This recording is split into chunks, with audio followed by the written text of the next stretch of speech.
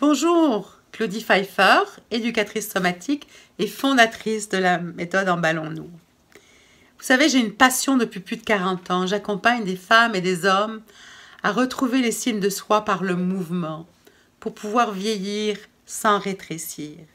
De retrouver le sens du mouvement, de la fluidité, de la flexibilité, retrouver une coordination pour être à l'aise dans leur corps, quel que soit leur âge et quelle que soit leur morphologie.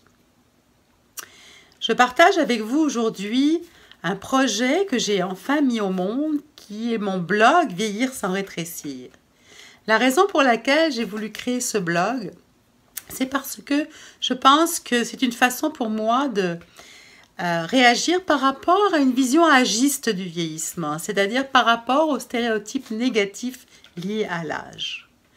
Je le vois beaucoup dans ma pratique, je vois des femmes et des hommes qui ont une façon rétrécie de bouger à cause de leur perception de leur âge.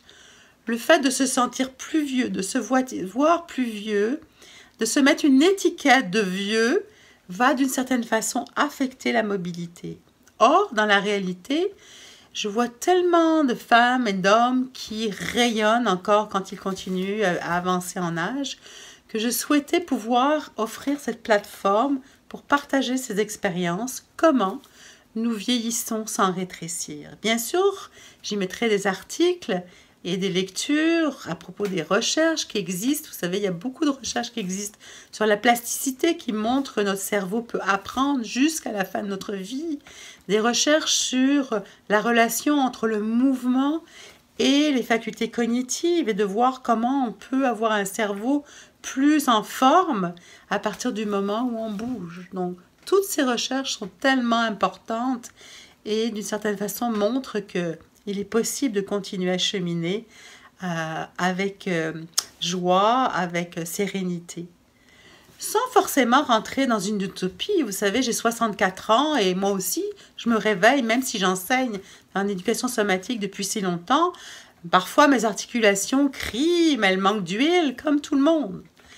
Donc, il ne s'agit pas d'enjoliver ou de voir le vieillissement comme quelque chose qui serait totalement idéal. Mais c'est partager avec vous des expériences, les miennes, ceux de mes élèves, mais aussi de personnes qui souhaitent témoigner sur comment ils vieillissent ou elles vieillissent sans rétrécir.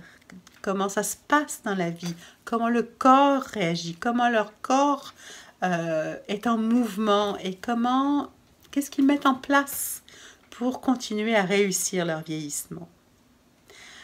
Alors, bien sûr, ce sera aussi l'occasion de partager avec vous les conversations Vieillir sans rétrécir, où je propose des entrevues que je menais avec des personnes signifiantes qui vont partager leur vision du vieillissement sans rétrécir.